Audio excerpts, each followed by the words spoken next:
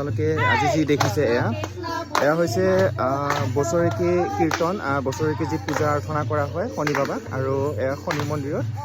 আমাৰ হহৰাত যিটো শনি মন্দিৰ আছে, আৰু সেই শনি মন্দিৰটোত মানে আজি যি বছৰিকা, আজি যিটো শুভ দিন, আৰু এই শুভ দিনটোত মানে এনেকুৱা ধৰণৰ আয়োজন কৰিছে, আৰু এনেকুৱা ধৰণৰ আয়োজন কৰি আজি পূজাটো সুন্দৰকৈ পাতিবৰ কাৰণে তেওঁলোকে আগবাঢ়ি আহিছে। আৰু আজি একচুৱেলি এই কাৰ্যসূচীটো এইকাৰণে হৈছে মানে কি ধৰি লওক, আজি যিটো মানে গেটটো নাছিলে আগতে, এই গেটটো মানে ধুনীয়াকৈ শুভ কৰিলে, মানে গেটটো মানে মুকলি কৰিলে, আৰু মুকলি কৰাৰ কাৰণে আজি এনেকুৱা ধৰণৰকৈ যিজনে মুকলি কৰিছে আৰু যাক মানে